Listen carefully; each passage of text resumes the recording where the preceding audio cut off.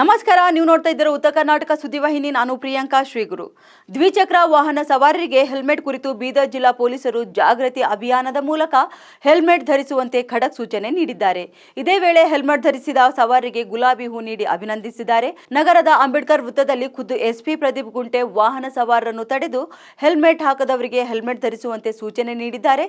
ಜೊತೆಗೆ ದಂಡ ಕಟ್ತೀರಾ ಇಲ್ಲ ಹೆಲ್ಮೆಟ್ ಧರಿಸ್ತೀರಾ ಎಂಬ ಖಡಕ್ ಎಚ್ಚರಿಕೆ ಕೂಡ ನೀಡಿದ್ದಾರೆ. ಬಳಿಕ ಹೆಲ್ಮೆಟ್ ಧರಿಸದ ವಾಹನ ಸವಾರರಿಗೆ ದಂಡ ಪಾವತಿಸಿಕೊಳ್ಳುವ ಬದಲಿಗೆ ದಂಡದ ರೂಪದಲ್ಲಿ ಹೊಸ ಹೆಲ್ಮೆಟ್ ಖರೀದಿ ಮಾಡುವಂತೆ ಸೂಚನೆ ನೀಡಿದ್ದಾರೆ.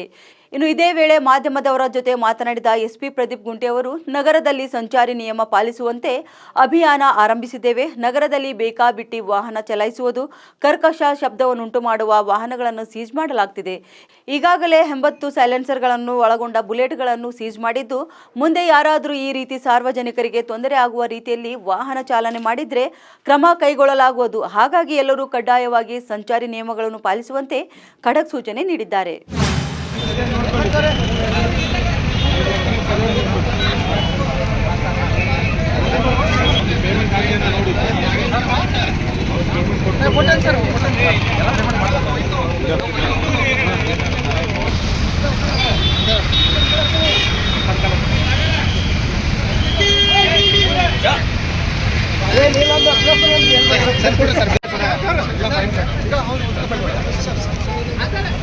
ಸರ್ ಹೂವು ಕೊಡ್ರಿ ಸರ್.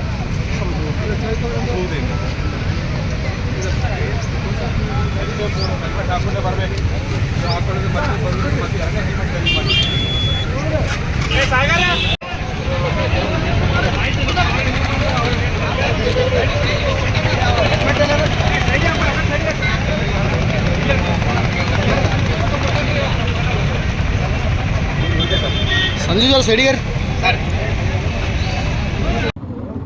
ಪಟಿಷ್ಠಗೊಳಿಸಬೇಕೆಂದು ನಾವೆಲ್ಲರೂ ಇವತ್ತು ಒಂದು ಸಂಕಲ್ಪದೊಂದಿಗೆ ಇವತ್ತು ಟ್ರಾಫಿಕ್ ಕೆಲಸ ಮಾಡ್ತಾ ಇದ್ದೇವೆ.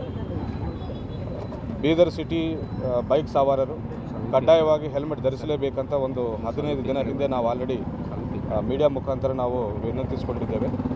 ಆದರೂ ಸಹ ಕೆಲವರು ವಿತೌಟ್ ಹೆಲ್ಮೆಟ್ ವಾಹನ ಚಲಾಯಿಸುವುದನ್ನು ನಾವು ಗಮನಿಸಿ ಇವತ್ತು ಫೈನ್ ಕಟ್ಟಿ ಇಲ್ಲ ಹೆಲ್ಮೆಟ್ ಇಲ್ಲೇ ಖರೀದಿ ಮಾಡಿಕೊಂಡು ಹಾಕ್ಕೊಂಡು ಹೋಗಿ ಅನ್ನುವ ಒಂದು ಅಭಿಯಾನವನ್ನು ಸ್ಟಾರ್ಟ್ ಮಾಡಿದ್ದೇವೆ. ಇವತ್ತು ಜನರು ಸ್ಪಂದನೆ ನೀಡ್ತಾ ಇದ್ದಾರೆ. ಸುಮಾರು ಜನರು ಈಗಾಗಲೇ ಹೆಲ್ಮೆಟನ್ನು ಖರೀದಿ ಮಾಡಿಕೊಂಡು ಹೋಗ್ತಾ ಇದ್ದಾರೆ.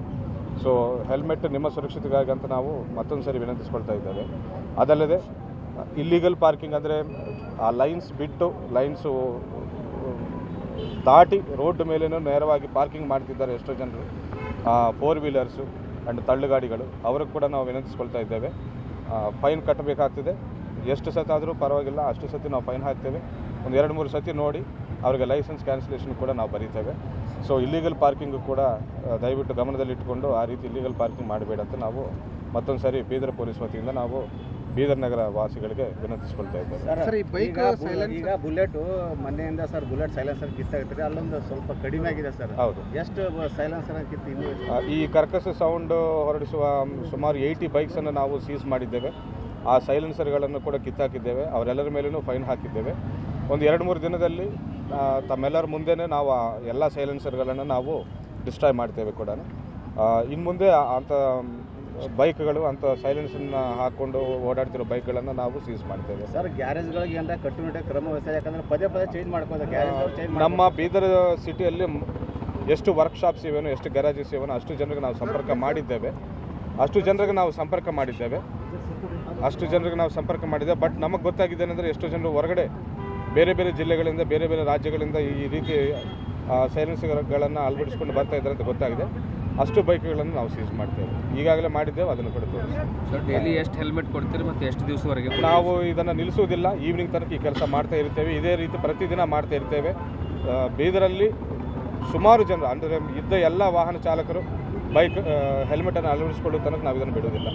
ಇದು 1 ಗಂಟೆ 2 ಗಂಟೆ ಕೆಲಸ ಅಲ್ಲ, ಈವ್ನಿಂಗ್ ತನಕ ಮಾಡ್ತಾ ಇರ್ತೇವೆ. ನಗರದ ಪ್ರಮುಖವಾದ CCTV ಕ್ಯಾಮ್ರಾ ಅಳವಡಿಸಿ ನೇರವಾಗಿ ಅವರ ಮನೆಗೆ ನೋಟಿಸ್ ಹೋಗೋ ರೀತಿಯಲ್ಲಿ ಥರ್ಡ್ ಐ ಕ್ಯಾಮ್ರಾ